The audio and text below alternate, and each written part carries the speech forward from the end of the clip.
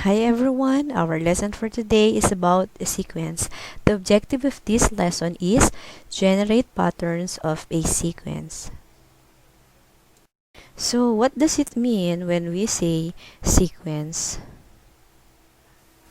A sequence or a progression is a set of numbers written in succession. So ibig sabihin, ito yung pagkakasunod-sunod or order nung numbers and ng mga bagay. Each number in the sequence is called a term. The first number is called first term, followed by second term, and so on. Subscripts are used to designate the number of a term. It is customary to use a sub 1, a sub 2, a sub 3, and so on to a sub n to designate a sequence of n terms.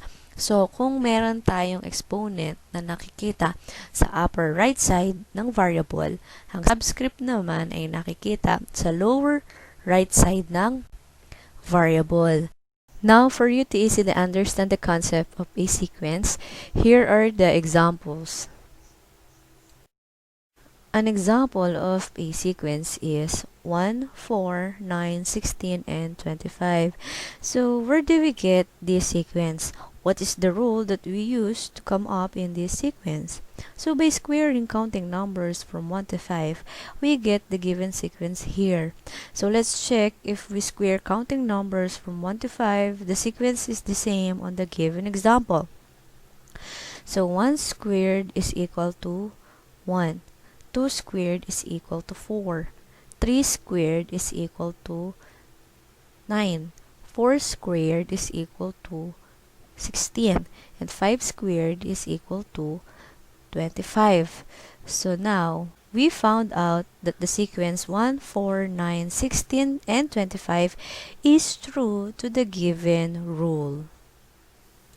Another example, 2, 4, 6, 8, 10. So, what is the rule for the sequence? So, every term after the first is obtained by adding 2 to the preceding one. So, ibig sabihin, start from the first term, we add 2 every term. So, 2 plus 2 is equal to 4. 4 plus 2 is equal to 6. 6 plus 2 is equal to 8.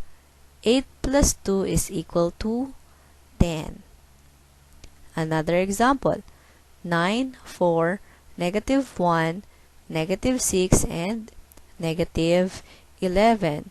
So, the rule for this sequence is subtracting 5 to each term. So, from the start of the sequence or from the first term, automatically nag-subtract tayo ng 5. That's why we get this sequence. So, 9 minus 5 is equal to 4. 4 minus 5 is equal to negative 1. Negative 1 minus 5 is equal to negative 6. Negative 6 minus 5 is equal to negative 11. So as you can see, based on the given example, we found out a sequence if we follow a rule. Now, a sequence can categorize into finite or infinite depending on its terms. So, we can say that the sequence is finite if it has first term and last term. So, example, 1, 4, 9, 16, 25. So, our first term here is 1, and our last term here is 25. So, that is an example of finite sequence. Now, let's proceed for infinite sequence. Sequence is infinite if it has first term but no last term. Like for example, we have here 2, 4, 6, 8, and 10. So the first term that we have here is 2, but we don't have here a last term. So it means the sequence for infinite is continuous. May kadugtong. For you to easily understand the finite and infinite, let's try to answer the given sequence. Identify if the following sequence is finite or infinite. Number 1, we have here 1, 3, 5, and 7. So this is an example of infinite because the sequence has first term but no last term. Next, number 2, 0, -4, -8, and -12. So it has first term and it has last term. Therefore, the answer is finite sequence. Next, number 3, we have here 3, -6, 12, -24. So, again, for number 3, we have here first term, which is 3, and we have here last term, which is -24. That's why this is finite sequence. Number 4, so we have here 1/2, 1/4, 1/8, and 1/16. So, since the given for number 4 has first term but no last term, this is an example of infinite sequence. Another, number 5, we have here 7, 6, 5, 4, and 3. So as you can see, the first term for number 5 is 7 and the last term is 3. So therefore, this is an example of, yes, finite sequence. Next, let's proceed. Sequences are usually given by stating their general term or nth term. So, to avoid any misunderstanding about ordering, the nth term a sub n of a sequence is designated by an algebraic formula.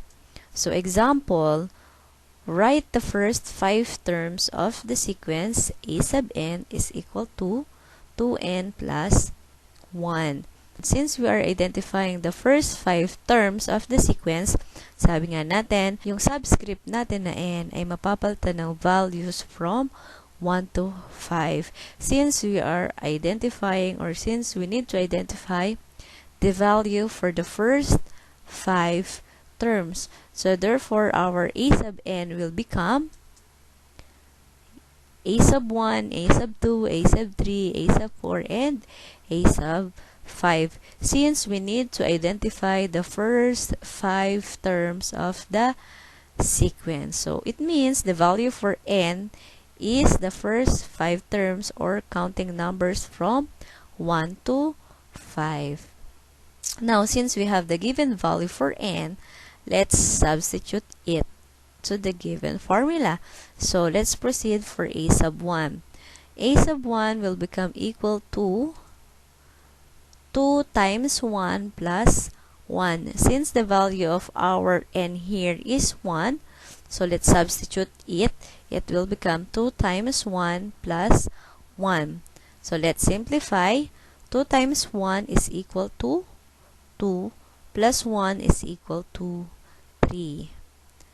So therefore, the first term is equal to 3. Next, a sub 2. The value of our n here is 2. So let's substitute it. So 2 times 2 plus 1 is equal to, so let's simplify 2 times 2. The answer is 4 plus 1. 4 plus 1 is equal to 5. So therefore, our second term is 5. Next, let's proceed. A sub 3. So since the value of our n here is 3, therefore it will become 2 times 3 plus 1. So let's simplify. 2 times 3 is equal to 6 plus 1 is equal to 7. Next, a sub 4. Since the value for n here is 4, so it will become 2 times 4 plus 1. Then after that, let's simplify. 2 times 4 is equal to 8 plus 1. So the answer is 8 plus 1 is equal to 9. Last, a sub 5. The value of n here is 5. So therefore, let's substitute it. So 2 times 5 plus 1 is equal to 10 plus 1. 10 plus 1 is equal to 11. So therefore, we can say that the sequence can be denoted as 3, 5, 7, 9, and 11. So that ends our lesson for today. I hope you understand our discussion. Now it's your turn to answer the questions that you have. Thank you for watching.